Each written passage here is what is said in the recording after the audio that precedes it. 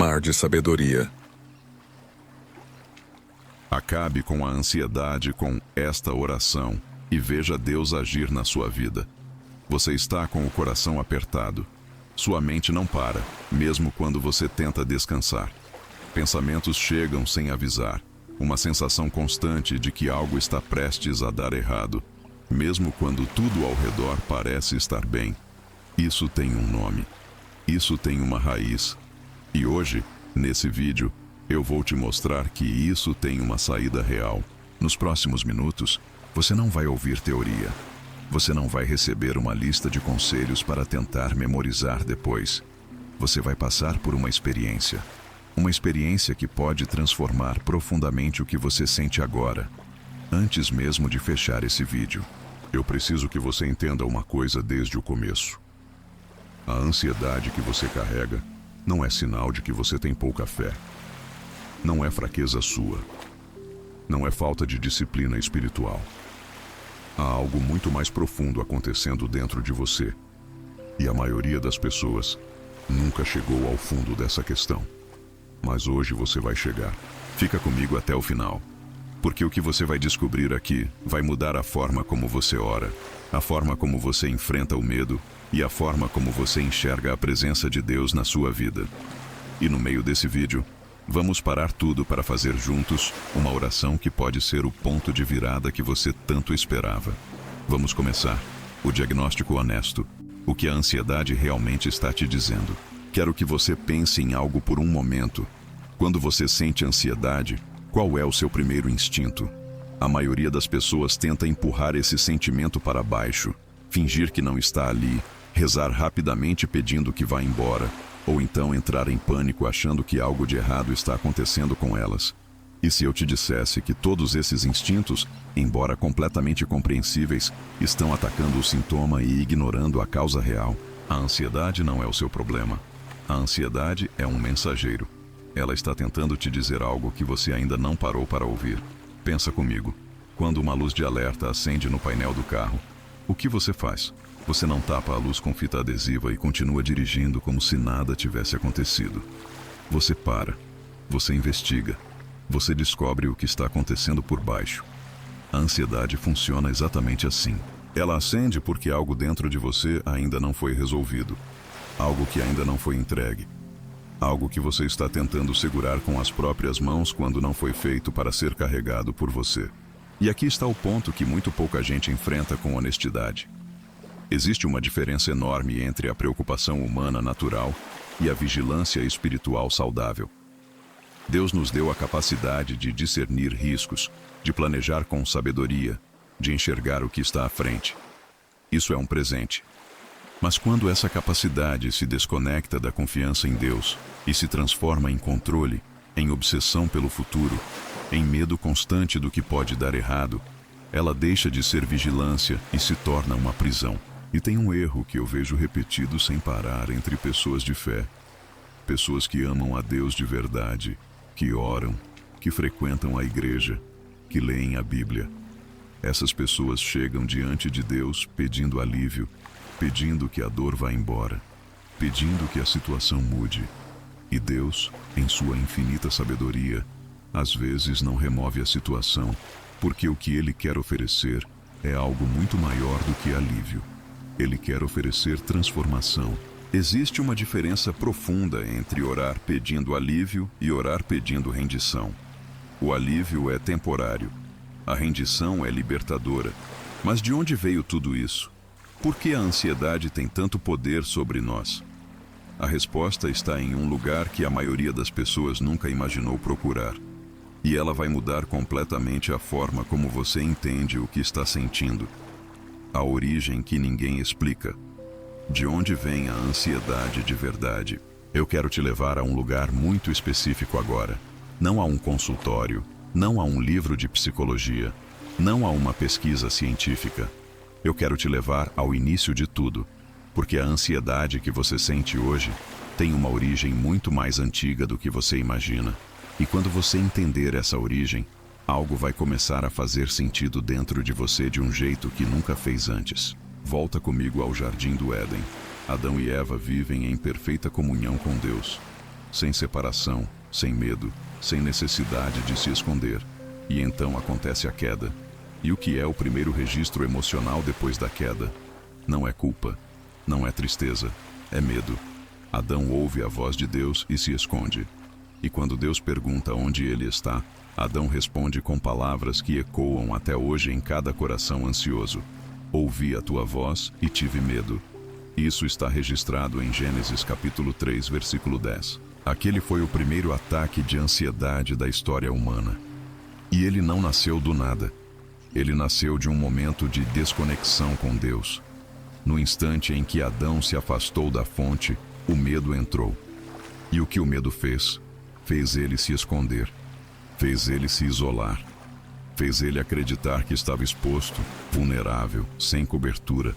Olha o que está acontecendo na sua vida agora. E me diz se isso não soa familiar. A sensação de que você está exposto demais. De que não há proteção suficiente.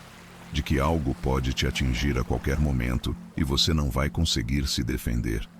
Isso não é apenas um problema emocional.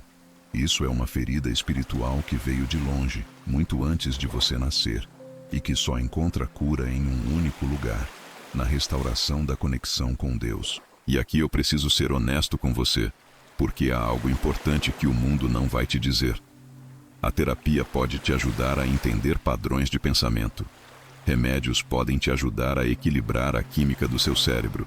E eu não estou dizendo que isso é errado, porque Deus age por muitos meios.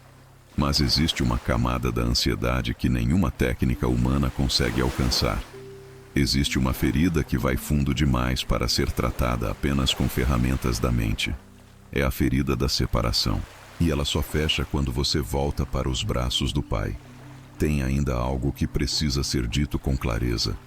Existe uma diferença entre ansiedade como condição humana, algo que nasceu da fragilidade da nossa natureza depois da queda, e ansiedade como espírito, uma influência que o inimigo usa deliberadamente para te paralisar, te isolar e te afastar da presença de Deus.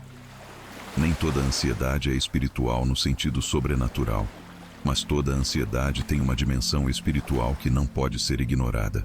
E tem um detalhe que Deus me ensinou ao longo dos anos que eu quero compartilhar com você agora. Deus às vezes permite que você sinta o peso antes de te mostrar a saída. Não porque Ele é cruel, não porque Ele está distante, mas porque o peso te faz parar. E quando você para, você finalmente presta atenção. Às vezes a crise é a sala de aula mais poderosa que Deus usa para te ensinar a depender dele de verdade, e não apenas em palavras. Agora que você entende de onde vem a ansiedade, a próxima pergunta é inevitável. O que a palavra de Deus realmente diz sobre isso? E eu te aviso desde já. O que você vai ouvir no próximo capítulo vai surpreender você, porque a Bíblia fala sobre ansiedade de um jeito que a maioria das pessoas nunca parou para entender de verdade. O que a Bíblia nunca te contaram sobre ansiedade, a verdade incômoda que muda tudo. A maioria das pessoas que conhece a Bíblia já leu o versículo de Filipenses, capítulo 4, versículo 6. Aquele que diz para não nos preocuparmos com nada, mas em tudo apresentarmos nossos pedidos a Deus por meio da oração. E a maioria das pessoas lê esse versículo, suspira fundo, tenta se convencer de que não deveria estar ansiosa e continua exatamente igual. Por quê? Porque elas leram a instrução sem entender a guerra por trás dela. Quando Jesus, em Mateus capítulo 6, versículos 25 ao 34, repete várias vezes a expressão, não vos preocupeis, ele não está dando um conselho de autoajuda. Ele não está sendo aquele amigo bem intencionado que diz, relaxa, vai dar tudo certo. Jesus estava fazendo uma declaração de guerra espiritual. Ele estava estabelecendo uma linha no campo de batalha e dizendo, este território não pertence ao medo. Este espaço foi conquistado pela fé, e você vai precisar lutar para mantê-lo. Há 3 personagens na Bíblia que eu quero que você conheça de um jeito diferente hoje. Elias, Davi e Paulo. 3 homens usados por Deus de formas extraordinárias. 3 homens que viram milagres, que ouviram a voz de Deus, que viveram experiências sobrenaturais que a maioria de nós nunca viveu. E esses 3 homens quebraram sob o peso da ansiedade.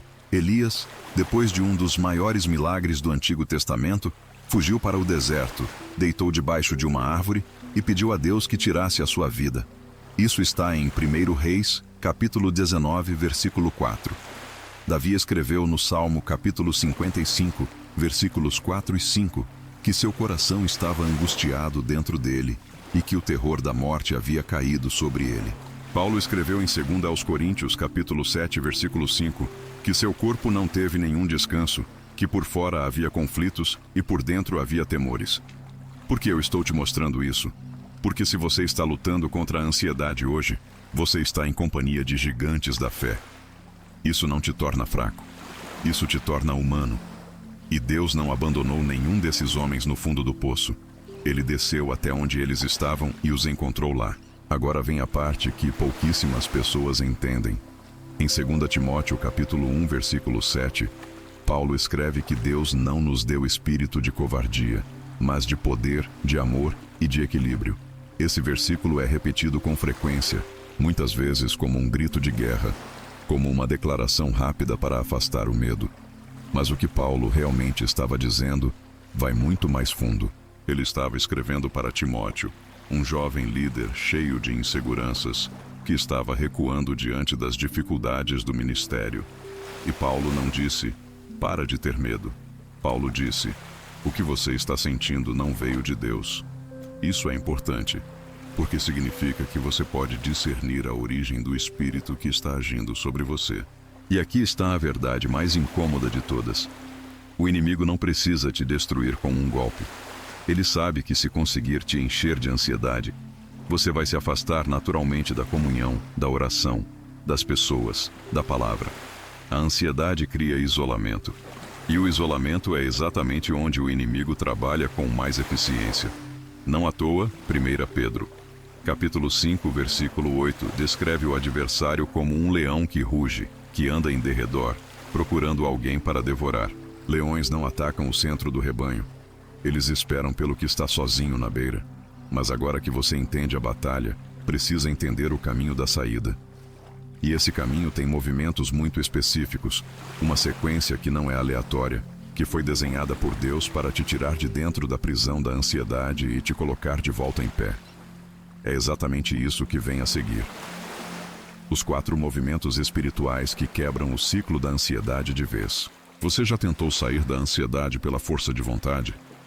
Já tentou se convencer de que não deveria sentir o que sente? Já acordou determinado a não deixar o medo ganhar naquele dia, e ainda assim se viu horas depois completamente consumido por ele? Então você sabe, por experiência própria, que força de vontade não é suficiente. Não porque você seja fraco, mas porque você estava usando a ferramenta errada para o problema certo. O que eu vou te mostrar agora não é uma técnica. Não é um método de 5 passos, criado por alguém que estudou o comportamento humano em laboratório. É um mapa espiritual, uma sequência de movimentos internos que, quando feitos de verdade, com o coração aberto, criam uma ruptura real no ciclo da ansiedade. E o primeiro movimento começa com algo que parece simples, mas que a maioria das pessoas nunca faz de verdade. O primeiro movimento é reconhecer. Não reconhecer a ansiedade para a sua mente. Não reconhecer para um amigo. Não reconhecer em um diário. Reconhecer diante de Deus. Dizer em voz alta ou no fundo do seu coração, com total honestidade: Senhor, estou com medo, estou ansioso, estou carregando um peso que não consigo mais segurar sozinho. Isso parece óbvio, mas não é. Porque a maioria das pessoas chega na oração já tentando parecer forte, já tentando apresentar a situação de um jeito organizado, já tentando mostrar fé antes de mostrar o que realmente sente. E Deus não precisa da sua versão polida da dor. Ele quer a verdade crua.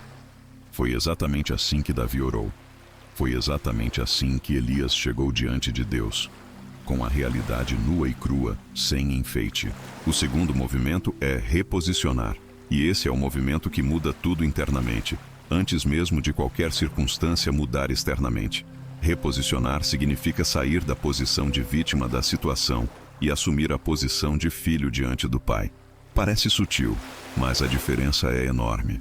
Quando você está na posição de vítima, você está olhando para o problema como se ele fosse maior do que você e maior do que Deus. Quando você se reposiciona como filho, você começa a olhar para o problema a partir de um lugar de cobertura, de autoridade, de herança espiritual. A situação pode não ter mudado ainda, mas a perspectiva mudou, e a perspectiva determina tudo. O terceiro movimento é render. E aqui preciso ser muito cuidadoso, porque render não é desistir. Existe uma confusão perigosa entre essas duas coisas. Desistir é largar tudo com amargura, com desesperança, dizendo que não adianta mais tentar. Render é uma ação ativa de fé. É você, conscientemente, transferir o peso para quem tem capacidade real de carregá-lo. É dizer: Deus, eu estava tentando resolver isso com as minhas mãos, e não consigo. Então agora eu coloco nas tuas mãos, e eu confio que tu sabes o que estás fazendo. Essa é a rendição que 1 Pedro capítulo 5, versículo 7 descreve quando diz para lançarmos sobre Deus toda a nossa ansiedade, porque Ele tem cuidado de nós. Lançar não é um gesto passivo. É um ato deliberado de soltar o que você estava apertando com força. O quarto movimento é repousar. E esse é o movimento mais difícil de todos, porque vai contra tudo que a nossa natureza ansiosa quer fazer. A mente ansiosa quer continuar trabalhando no problema, quer continuar analisando, quer continuar buscando soluções. E Deus diz: para, confia, descansa. O repouso espiritual não é inércia. É a expressão mais alta de fé que existe. É você viver no está feito, antes de ver o resultado com os seus próprios olhos. É você dormir em paz no meio da tempestade, como Jesus dormia no barco enquanto os discípulos entravam em pânico em Marcos capítulo 4, versículo 38. O repouso é a prova de que você realmente acredita no que declarou na oração, porque quem realmente entregou, realmente descansa. Esses quatro movimentos formam um caminho, mas um caminho precisa ser percorrido com os pés, não apenas admirado de longe. E a forma mais poderosa de percorrer esse caminho começa com uma oração que não é qualquer oração. É uma oração que tem estrutura, que tem intenção, que tem poder. E antes de chegar até ela, você precisa entender por que algumas orações chegam ao céu e outras parecem ficar presas no teto. Isso é o que vem a seguir, e vai mudar completamente a forma como você ora a partir de hoje. A anatomia de uma oração que move o céu, porque algumas orações funcionam e outras não. Você já saiu de um momento de oração sentindo que não havia se conectado com nada? Você juntou as mãos, fechou os olhos, disse as palavras certas, e mesmo assim aquela sensação de que estava falando para o vazio não foi embora. Isso não aconteceu porque Deus estava ausente. Isso aconteceu porque existe uma diferença fundamental entre recitar palavras para Deus e ter um encontro real com Ele. E essa diferença não está no volume da sua voz, não está na extensão da sua oração e não está na perfeição do vocabulário que você usa. A oração que não funciona tem uma característica em comum. Ela é construída para impressionar a quem ora, não para se conectar com quem ouve. É a oração que começa organizada demais, que tenta apresentar o problema com clareza clínica, que escolhe as palavras com cuidado para não parecer desesperada, que termina com um amém controlado e que sai do mesmo jeito que entrou, sem encontro, sem transformação, sem toque. A oração que move o céu tem 3 elementos que a tornam completamente diferente, e o primeiro deles é a honestidade radical. Honestidade radical é diferente de honestidade comum. Honestidade comum diz: Senhor, estou passando por um momento difícil. Honestidade radical diz: Senhor, estou com medo de verdade. Estou exausto. Estou no limite. Não sei mais o que fazer e não quero mais fingir que sei. Deus não se impressiona com sua compostura diante dele. Ele se move pela sua transparência. Os salmos estão cheios de orações que seriam consideradas indelicadas pelos padrões religiosos modernos. Davi clamou, chorou, questionou, desabou. E Deus chamou Davi de homem segundo o seu próprio coração. Não porque Davi era perfeito, mas porque Davi era real. O segundo elemento é a rendição ativa. E aqui há uma nuance que faz toda a diferença. A maioria das pessoas ora pedindo que Deus mude a situação. A oração que move o céu pede que Deus mude a pessoa dentro da situação. Isso não significa que Deus não pode e não vai mudar as circunstâncias. Ele pode e frequentemente age assim. Mas quando você ora pedindo que Deus te transforme no meio do problema, você está reconhecendo algo poderoso, que a sua maior necessidade não é a resolução da crise, mas a profundidade do seu caráter formado dentro dela. Essa é a oração que Deus raramente deixa sem resposta. O terceiro elemento é o que eu chamo de gratidão profética. E esse é o elemento que separa a fé declarada da fé vivida. Gratidão profética é agradecer antes de ver. É olhar para uma situação que ainda não mudou e dizer: Senhor, te agradeço porque tu já tens a resposta. Te agradeço porque o que está nas tuas mãos está em segurança. Te agradeço porque o teu cuidado sobre a minha vida não depende da minha capacidade de entender o que está acontecendo. Isso não é negação da realidade. É declaração de uma realidade maior. É exatamente o que Paulo fazia quando escrevia de dentro de uma prisão que Deus era sua alegria e sua suficiência. E tem algo que precisa ser dito sobre o silêncio de Deus, porque muitas pessoas abandonam a oração exatamente nesse ponto. Quando Deus demora, quando a resposta não vem no tempo que você esperava, quando o céu parece fechado, não é porque sua oração não foi ouvida. É porque Deus está fazendo algo no silêncio que não poderia ser feito na velocidade que você pediu. O silêncio de Deus não é ausência, é trabalho invisível. E quando você não sabe nem o que pedir, quando a dor é tão grande que as palavras simplesmente não saem, Romanos capítulo 8, versículo 26, diz que o próprio Espírito intercede por nós com gemidos inexprimíveis. Você não precisa ter a oração perfeita. Você precisa ter o coração aberto. O Espírito Santo faz o resto. Agora você tem o diagnóstico, tem a origem, tem a verdade da palavra, tem o mapa e tem a anatomia da oração que funciona. Há apenas uma coisa que resta fazer. E eu preciso que você esteja completamente presente para esse momento, porque o que vem agora não é mais explicação, é experiência. A oração. Pare tudo. Vamos orar juntos agora. Eu preciso que você faça algo antes de continuar. Não amanhã, não depois que terminar o vídeo, não quando você se sentir mais preparado. Agora. Onde você estiver, do jeito que você estiver, eu preciso que você coloque uma mão no peito. Feche os olhos se puder. E respira fundo uma vez. Você não precisa estar bem para orar. Você não precisa ter fé perfeita para orar. Você não precisa entender tudo o que foi dito até aqui para orar. Você só precisa estar disposto. E se você chegou até esse momento do vídeo, você está disposto. Então vamos juntos. Repita essa oração comigo, não apenas com a boca, mas com tudo que você tem dentro de você agora. Pai, eu estou aqui, do jeito que eu estou, com tudo que estou carregando, com todo o peso que eu tentei segurar sozinho por tanto tempo.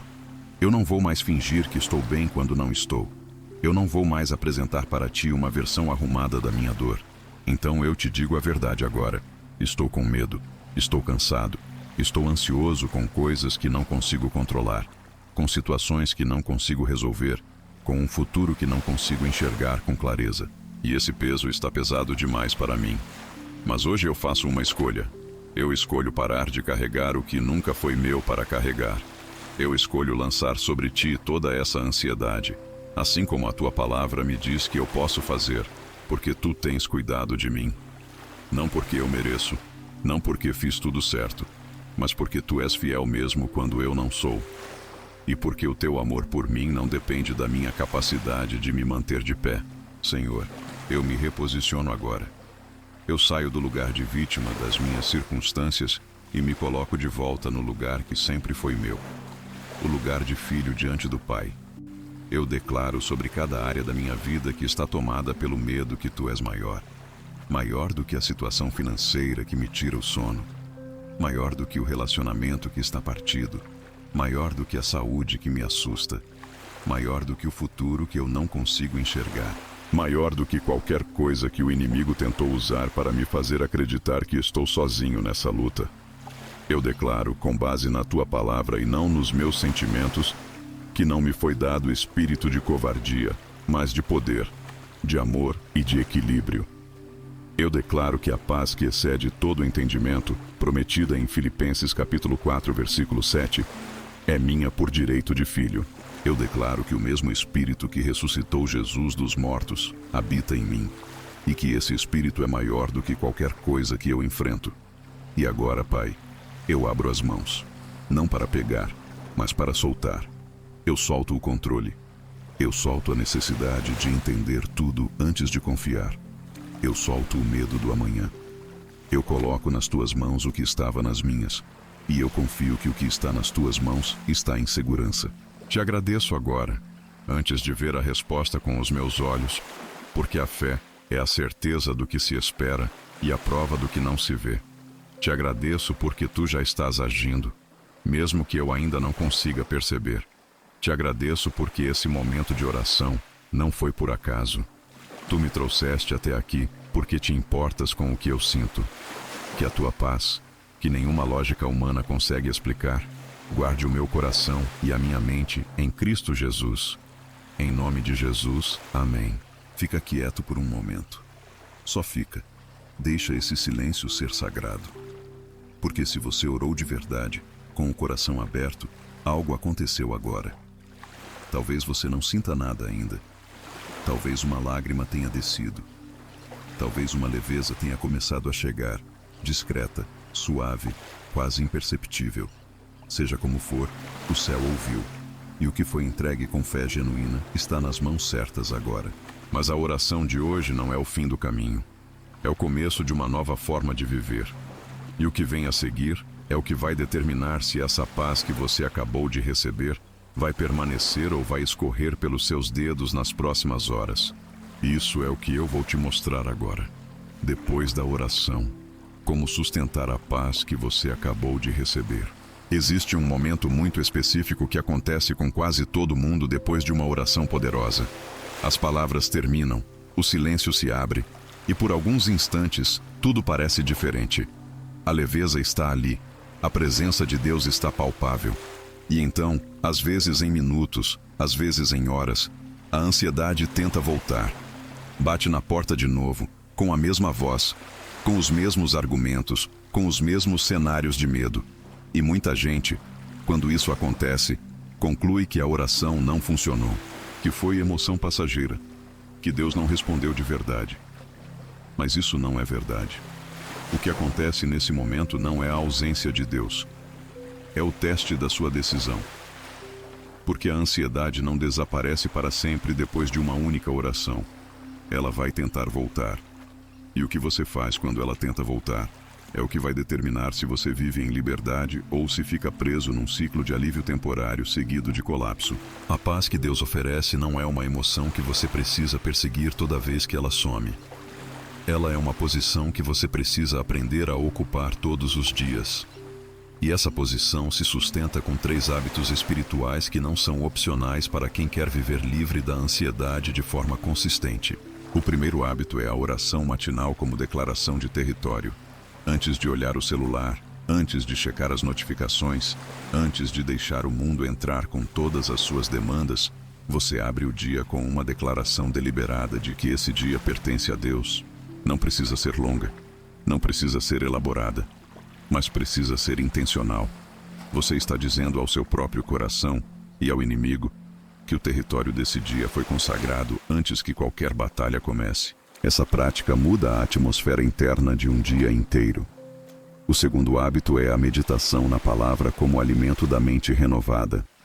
Paulo escreveu em Romanos capítulo 12, versículo 2, que a transformação vem pela renovação da mente. A mente ansiosa é uma mente que se alimentou de preocupação por tanto tempo que aprendeu a pensar em modo de ameaça constante.